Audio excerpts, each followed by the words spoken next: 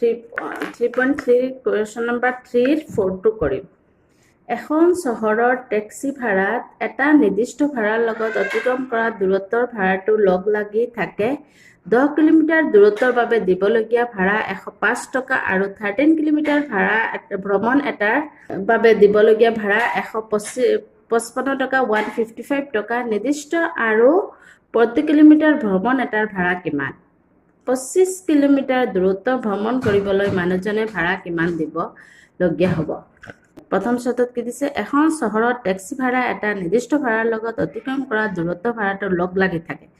তাৰমানে কোনো চহৰত কি হয়, টেক্সি ভাড়া এটা ফিক্সড চাৰ্জ, তাৰমানে নিৰ্দিষ্ট ভাড়া এটা থাকে।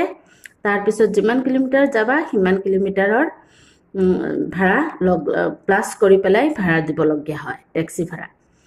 তো ইয়াত 10 কিলোমিটাৰ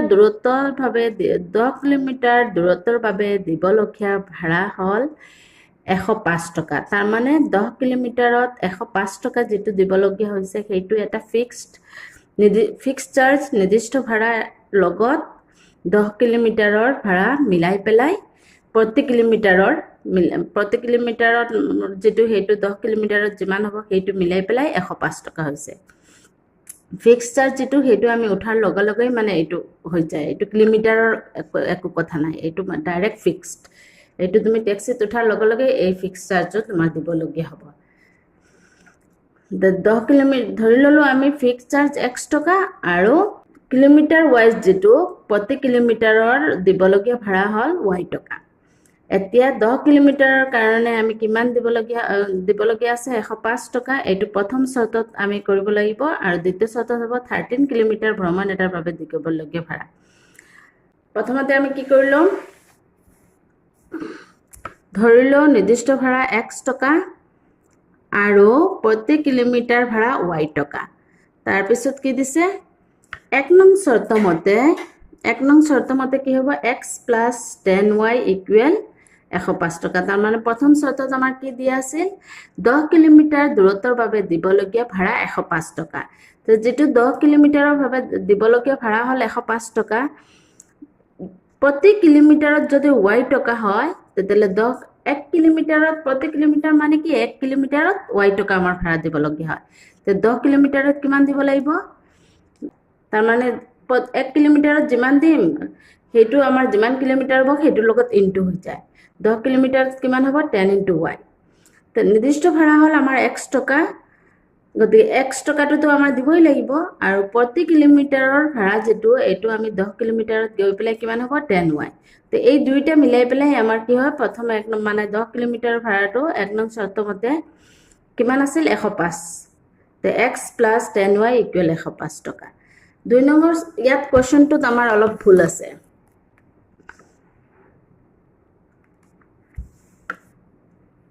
থাৰ্টিন কিলোমিটাৰ দিয়া আছে যে এইটো 2 নম্বৰ চৰ্তত 13 নহ'ব, এইটো 15 হ'ব।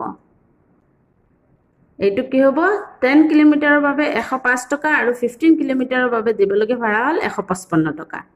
ঠিক আছে? 10 কিলোমিটাৰত 105 আৰু এইটো 15 হ'ব। 15 কিলোমিটাৰত 155 টকা। এতিয়া আমি চাম কি? আমাৰ গ'ল x প্লাছ 10y ইকুৱেল 105 টকা। তাৰমানে 10 কিলোমিটাৰত কিমান হয়? 105 টকা। 2 নং চৰ্তত কি আহিব আমাৰ? ফিক্সড চাৰ্জ যিটো এইটোতো থাকিবই আৰু কিমান কিলোমিটাৰ? 15 কিলোমিটাৰ। 15 কিলোমিটাৰ হোৱাৰ কাৰণে কি হৈ যাব? প্ৰতি কিলোমিটাৰত y থকা হ'লে 15 কিলোমিটাৰত কি হৈ যাব? 15 × y। গতিকে কি হ'ব? 15 × y আৰু লগত আমাৰ ফিক্সড চাৰ্জটো প্লাছ হ'ব। গতিকে x প্লাছ 15y ইকুৱেল 155 155। এতিয়া আমি কি কৰিম? এইটো কি কৰিব দিছে? প্ৰতিস্থাপন পদ্ধতি হ'লে আমি কি কৰিম? সমীকৰণ 1 নং, এইটো 1 নম্বৰ, এইটো 2 নম্বৰ। সমীকৰণ 1ৰ পৰা আমি x-ক y পদত প্ৰকাশ কৰি আমি পাওঁ, এইটো সমাধানটো আমি আগতেই কৰিছোৱেই। x ইকুৱেল কি হ'ব? 105 আৰু এইটো চাইডত আহিলে -10y। এইটো আমি 3 নম্বৰ দিলোঁ। ঠিক আছে? এতিয়া আমাৰ কি হ'ব?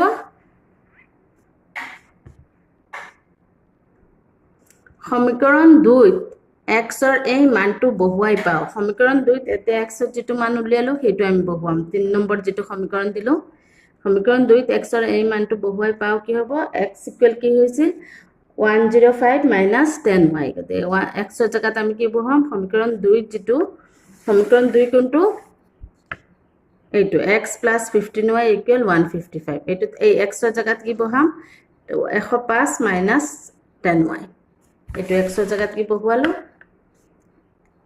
105 minus 10y আকৌ বাকিখিনি তেনেকা plus 15y equal 155 এতিয়া কি হ'ব 10y minus 10y plus 15y equal 155 এইটো সাইডত আহিলে minus 105 এইটো পৰা এইটো কৰিলে ডাঙৰ এইটো গতিকে sin প্লাস হ'ব আৰু এইটো পৰা এইটো মাইনাস কৰিলে 5y এইটো পৰা এইটো মাইনাস কৰিলে 50 y ইকুৱেল কি হ'ব 50/5 ইকুৱেল 10 ঠিক আছে y ৰ মানটো আমি কি কৰিম এতিয়া 3 নম্বৰ সমীকৰণ যেটো 3 নম্বৰ সমীকৰণত y ৰ মানটো বহুৱালে কি হ'ব x ইকুৱেল কি আছিল 105 minus 10 into y 3 number সমীকৰণটো y ৰ জাগাত কি হৈ যাব y ৰ মান 10 ওলাইছে গতিকে y ৰ জাগাত আমি 10 বহুৱাই দিম 10 বহুৱালে কি হৈ যাব x ইকুৱেল 105 minus এইটো ইনটু কৰিলে 100 এইটো পৰা এইটো মাইনাস কৰিলে 5 x ৰ মান কিমান হ'ল 5 y ৰ মান হ'ল 10 এতিয়া আমাৰ কি হ'ব